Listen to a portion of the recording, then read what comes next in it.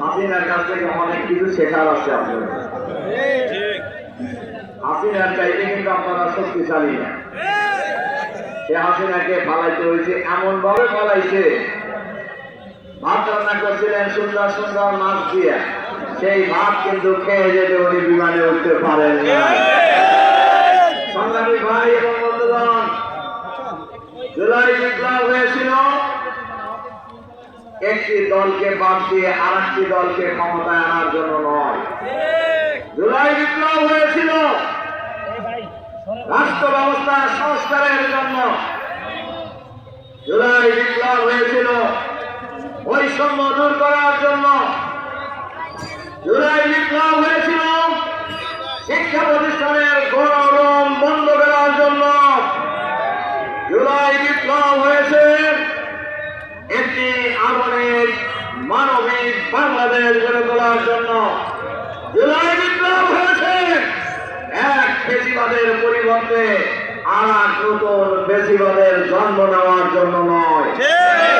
আপনারা যদি সেটা ভেবে থাকেন আপনারা ভুল করবেন। দেখেন, সব জিনিসই যদি একেবারেই অস্বীকার করে কেউ চলতে চায় তাহলে তার পরিণতি কি হইতে পারে? আপনারা আজকে জানেন যে আজকে রাষ্ট্রীয় প্রোগ্রামে জুলাই বিপ্লবে হট্টগোল হয়েছে। বলেন তো, রাষ্ট্রীয় প্রোগ্রামে হট্টগোল হয় কোন জায়গায়? এটা মাননীয় প্রধানমন্ত্রী জনাব তারেক রহমান সাহেবকে বুঝতে হবে। আপনাকে ঘিরে কারা আছে, আপনাকে ডুবানোর জন্য সকল আয়োজন সম্পূর্ণ করা হচ্ছে, সেটা আপনি টের পেয়েছেন কিনা? আপনি তো নিজেও জানেন আপনি জুলাই বিপ্লবের ঘোষণাকারী নন। সেখানে আপনাকে জুলাই বিপ্লবের ঘোষণাকারী বলা হলো, আপনি খুশি হয়ে গেলেন। এটা কাকে খুশি করার জন্য করা হয়েছে আপনি টের পাইতেছেন না? সেখানে ডকুমেন্টারি দেখানো হয়েছে যেখানে শহীদ বীর যোদ্ধা আবু সাইদের নাম নাই, সেখানে হট্টগোল হয়েছে। এবং আমাদের দেশের রাষ্ট্রপতি হাফিজউদ্দিন সাহেব বলেছেন যে ডকুমেন্টারিতে শহীদ আবু সাইদের নাম নাই, এটা কিন্তু ডকুমেন্টারি হতে পারে।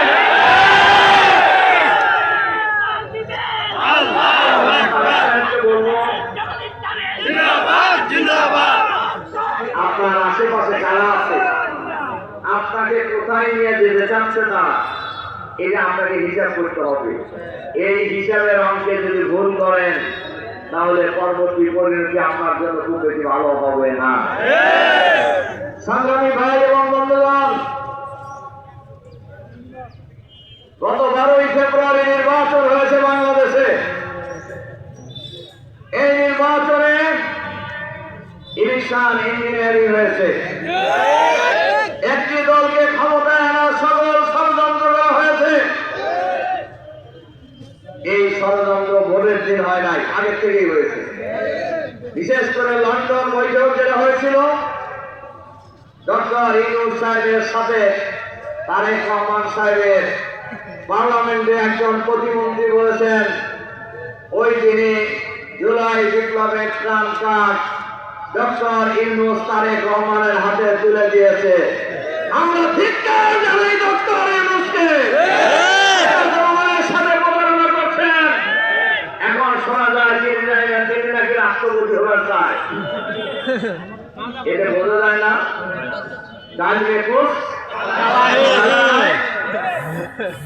ষড়যন্ত্র শুরু হয়েছে ভোটের দিন, ভোট গণনায় ষড়যন্ত্র করা হয়েছে, রেজাল্ট ঘোষণায় ষড়যন্ত্র করা হয়েছে। সংগ্রামী ভাই এবং বন্ধুগণ, ইউনূস সরকারের দুইজন, একজন উপদেষ্টা এবং প্রধান আইন কর্মকর্তা, এখন সরকারের দুইজন পাওয়ারফুল মন্ত্রী। উপদেষ্টা রেজওয়ানা হাসান উনি সেবারের টাইমে বলেছেন আমরা জামাতকে ক্ষমতায় আসতে দেই নাই। এর দ্বারা বোঝা যায় সরকারের যারা ছিলেন তারাই ছিলেন মূল ষড়যন্ত্রকারী। দ্বিতীয় ষড়যন্ত্রকারী ছিল প্রশাসনের সাথে জড়িত কর্মকর্তারা বেশিরভাগের দোষর, তারা ষড়যন্ত্র করে 11 দলীয় ঐক্যকে ক্ষমতায় আসতে দেয় নাই। এটা এখন জাতির কাছে খুবই পরিষ্কার। সংগ্রামী ভাই এবং বন্ধুগণ, দেশের ক্ষমতায় আসার মাত্র 5-6 মাস হয়েছে, ওনারা বেসামাল হয়ে পড়েছে। দ্রব্যমূল্য মানুষের ক্রয় সময় নিয়ন্ত্রণের বাইরে চলে গেছে, আইন শৃঙ্খলার মারাত্মক অবনতি হয়েছে, সারা বাংলাদেশে মাদকের ভাষায় লাভ হয়ে গেছে। এইদিকে স্বরাষ্ট্রমন্ত্রীর কোনো নজর নাই। আমাদের স্বরাষ্ট্রমন্ত্রী বাহাদুর সব মন্ত্রণালয়ের পক্ষী দেন, নিজের মন্ত্রণালয়ের খবর নাই। আজকে বাংলাদেশের আইন শৃঙ্খলা পরিস্থিতির যে অবনতি হয়েছে, মাদকের যে সয়লাভ, আইনমন্ত্রী স্বরাষ্ট্রমন্ত্রী ক্ষমতায় থাকার আর নৈতিক কোনো অধিকার রাখেন না। এর বড় প্রমাণ গতকালকে জগন্নাথ বিশ্ববিদ্যালয়ে জগন্নাথ বিশ্ববিদ্যালয়ের কেন্দ্রীয় ছাত্র সংসদ যশোর জিএসকে নির্বিচারে আহত করা হয়েছে। মজার ঘটনা হলো, আপনারা খেয়াল করবেন, জগন্নাথ বিশ্ববিদ্যালয়, ঢাকা আলিয়া মাদ্রাসায়, ঢাকা কলেজে এই 3 জায়গায় হামলা করা হয়েছে। হামলাকারী কেউই ছাত্র নয়, হামলাকারী কেউই ছাত্র নয়। এমনকি জগন্নাথ বিশ্ববিদ্যালয়ে ছাত্র দলের যে কমিটি আছে, এই কমিটির কেউ ছাত্র না। বহিরাগত দুনিয়া কমিটি করছেন, ওখানে 10,000 কোটি টাকার একটা প্রজেক্ট আসছে। এই প্রজেক্টের ছাত্র সংসদ বলছে যে এটা নিয়ম অনুযায়ী হবে, কাউকে কোনো চাঁদাবাজি করতে দেওয়া হবে না। এটাই হলো অপরাধ। আমরা কি জুলাই বিপ্লব করেছি চাঁদাবাজির জন্য? আমরা কি রক্ত দিয়েছি চাঁদাবাজির জন্য? আমরা কি হেলমেট বাহিনীর জন্য জুলাই বিপ্লব হয়েছে? না। সংগ্রামী ভাই এবং বন্ধুগণ, আজকের এই বিশাল সমাবেশে আইজি এবং ঢাকার পুলিশ কমিশনারের কাছে আহ্বান জানাতে চাই, অতীতের পুলিশ কর্মকর্তারা এখন কোথায় আছে, আইজিরা এখন কোথায় আছে, আপনাদের তাদের কাছ থেকে শিক্ষা নেওয়া উচিত। তারা এরকমই দল করা হয়েছিল, সরকারের নির্দেশে অতি উৎসাহী হয়ে এই হেলমেট বাহিনী, চাপাতি বাহিনীকে সহযোগিতা করে শিক্ষা প্রতিষ্ঠানগুলিতে শিক্ষার পরিবেশ তারা বিনষ্ট করেছিল। আর গতকালকে আমরা তাই দেখেছি, ঢাকা আলিয়া যখন হামলা করে পুলিশের সাথে ছিল। জগন্নাথ বিশ্ববিদ্যালয়ে বারবার যখন ন্যাশনাল মেডিকেল কলেজে আহত রোগীদের উপর হামলা করা হয়, তখনও পুলিশ সেখানে উপস্থিত ছিল। এ পর্যন্ত আমরা জানি 2টা গ্রুপ হাসপাতালে হামলা করেছে। একটা হলো ইসরায়েলের বর্বর বাহিনী ফিলিস্তিনের হাসপাতালে হামলা চালিয়েছে, আর একটা হলো ছাত্রলীগ, গুন্ডা লীগ, আওয়ামী লীগ, এরা জুলাই যোদ্ধাদের উপর হাসপাতালে হামলা করেছে। আর গতকাল এই হেলমেট বাহিনী হাসপাতালে হামলা করেছে, রোগীদের উপর আরো আহত করেছে। আহত ব্যক্তিদেরকে চিকিৎসা নিতে দেওয়া হয় নাই। এগুলি কিসের আলাদা? সংগ্রামী ভাই এবং বন্ধুগণ, ছাত্র শিবির ধৈর্য ধারণ করেছে। এর অর্থ এটা মনে করেন না যে আপনারা খুব বাহাদুর হয়ে গেছে। আপনারা কি রকম বাহাদুর তা তো বোঝা গেছে। বেগম জিয়া যখন তার কাজের মেয়ে ফাতেমাকে নিয়ে মালিকটাকে সামনে দাঁড়িয়েছিল সারাদিন, আপনাদের এই হেলমেট বাহিনী সেদিন কোথায় ছিল?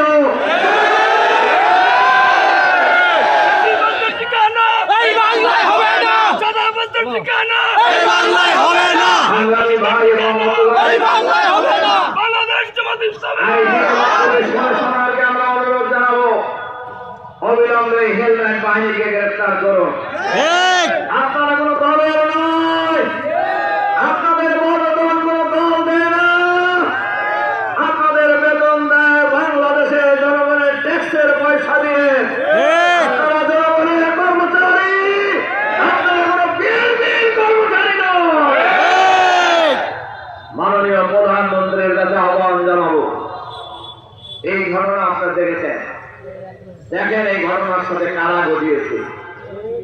ছাত্র শিবির কোথাও উস্কানি দিয়েছে কিনা, ছাত্র শিবির কোথাও কাউকে একটা থাপ্পড় দিয়েছে কিনা, তাহলে একেবারে নিরপরাধ নিরহ ছাত্র নেতাদের উপরে এরকম হামলা চালানো হলো কেন?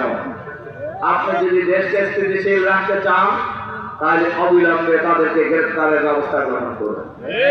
আর যদি গ্রেফতার না করেন আমরা ধরে নিব হাসিনা যেভাবে ছাত্রলীগকে নিয়ে দিয়েছিল বিরোধী দলের নেতা কর্মীদেরকে হত্যা করার জন্য, আপনিও ছাত্র দল যুবদলকে একইভাবে জ্বালিয়ে দিয়েছেন বিরোধী দলের জন্য। এখনো আপনাকে মনে করিয়ে দিতে চাই, হাসিনার এই নির্দেশ ছিল ভুল নির্দেশ। হাসিনার নির্দেশ ছিল ভুল নির্দেশ।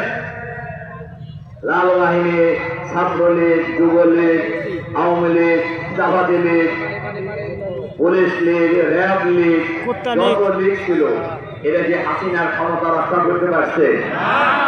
পারছে? জনগণের প্রতিরোধের মুখে রান্নাবাদ খেয়ে যেতে পারেন নাই। এর থেকে অবশ্যই বর্তমান সরকারকে শিক্ষা নিতে হবে।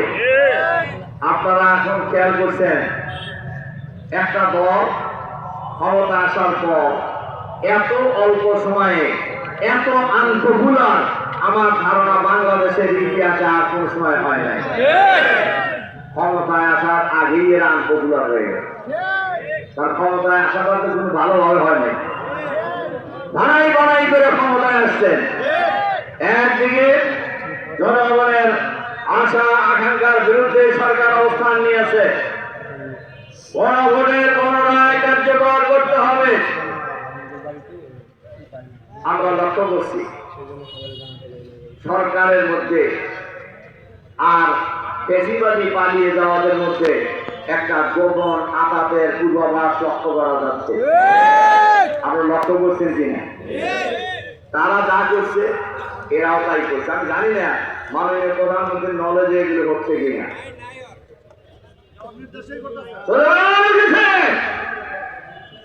ছাত্র দলের চেহারায় ছাত্রলীগ দেখা যায়। এই স্লোগান আজ বাংলাদেশের আকাশে বাতাসে সর্বত্র উড়ে বেড়াচ্ছে। তার মানে আওয়ামী লীগ, ছাত্রলীগ, যুবলীগ এখন ছাত্র দল যুব দল হয়েছে। সংগ্রামী ভাই এবং বন্ধুগণ, গণভোটের গণরায় বাস্তবায়ন করতে হবে। আপনারা বাংলাদেশের প্রায় 70 বার মানুষ গণভোটের পক্ষে রায় দিয়েছে, গণভোটের পক্ষে রায় দিয়েছে। আপনারা সেই রায় বাতিল করে দিয়েছেন। যারা গণভোটের রায় মানে না, তারা জনগণের সরকার হতে পারে না। সংগ্রামী ভাই এবং বন্ধুগণ, আমরা পরিষ্কার ভাবে বলতে চাই, আজ হোক কাল হোক গণভোটের রায় বাস্তবায়ন হবে। 96 সালে যেমনি ভাবে নাকে খত দিয়ে কেয়ারটেকার সরকারের বিল সংবিধানে সংযোজন করেছেন, আপনারা নাকে খত দিয়ে গণভোটের রায় বাংলাদেশে কার্যকর করবেন ইনশাআল্লাহ। সর্বশেষ আর একটা কথা বলি, আমার কথা শেষ করতে চাই। আজকে তো সবার বক্তব্য হওয়া দরকার ছিল, আপনাদেরকে নিয়ে না। আজকে বক্তব্য হওয়া দরকার ছিল হাসিনাকে ফিরিয়ে এনে ফাঁসির মঞ্চে ঝুলানোর কথা বলার জন্য। কিন্তু আমরা লক্ষ্য করছি বিচারের প্রতি খুবই মঞ্চ। আজকের এই বিশাল জনসভায় আমরা সরকারের কাছে আহ্বান জানাবো, যে রায়গুলি